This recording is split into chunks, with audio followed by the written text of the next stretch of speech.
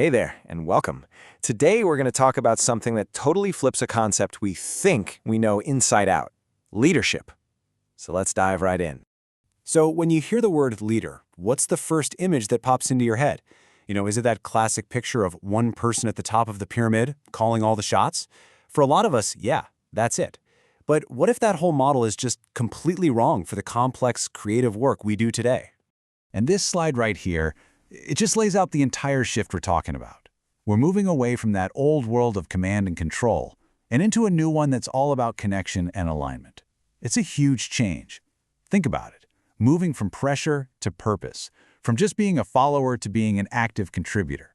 It changes everything. So here's where we're headed. We're going to start by totally redefining leadership itself. Then we'll get into the core idea that the whole team leads. After that, we'll break down the 5 practical pillars to make this happen, talk about the crucial emotional side of things, and wrap it all up with the big takeaway: how to create meaning. All right, first up, leadership redefined.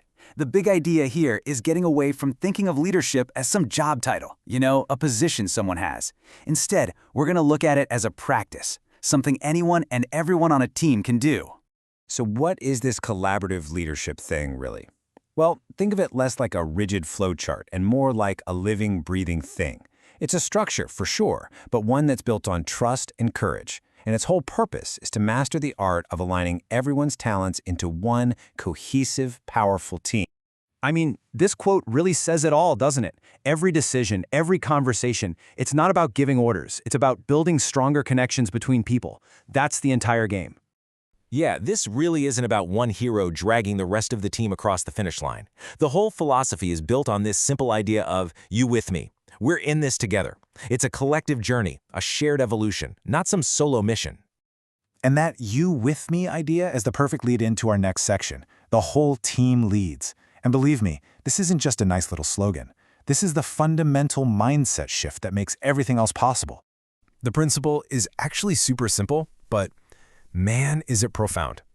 In this model, leadership isn't just one person's job. It's something that's distributed across the entire team.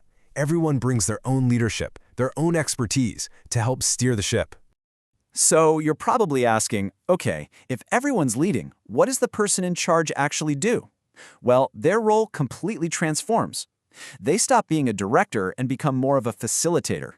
Their main job is to create the right environment, the space, the structure, the spirit, so that others can step up and lead themselves.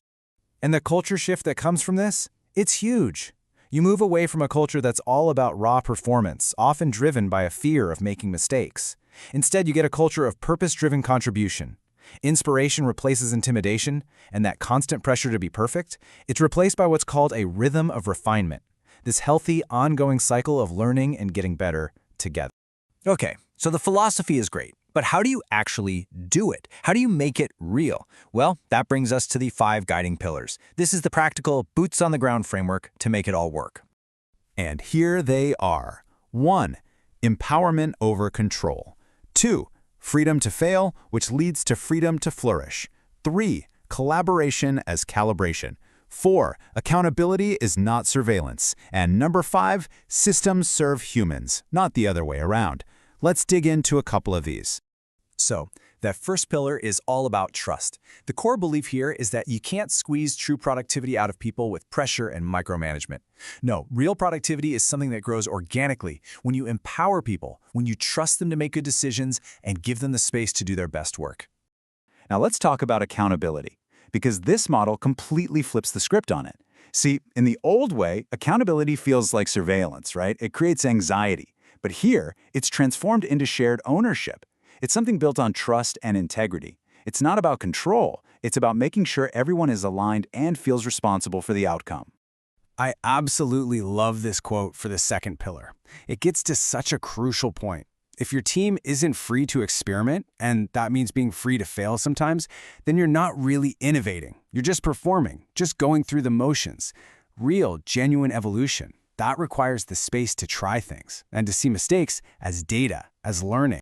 And when you bring the other pillars together, when collaboration becomes this constant process of fine-tuning the team, and you make sure your systems are there to help people, not get in their way, that's when you create what's called flow. It's this incredible momentum where innovation just starts to happen naturally.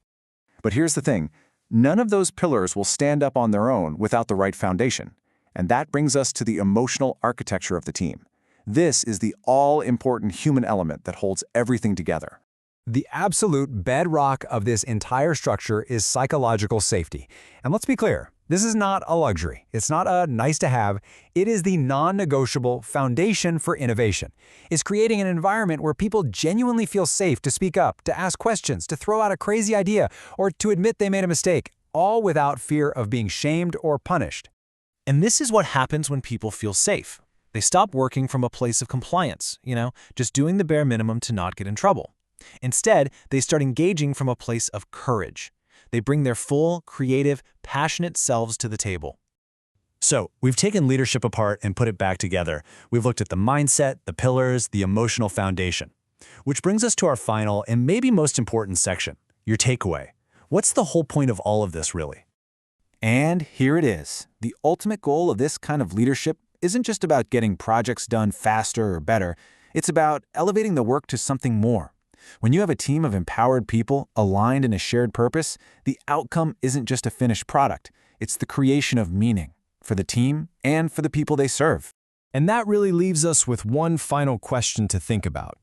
In your own work, with your own teams, take a hard look. Are you just building projects, or are you creating the conditions for everyone, together, to create meaning?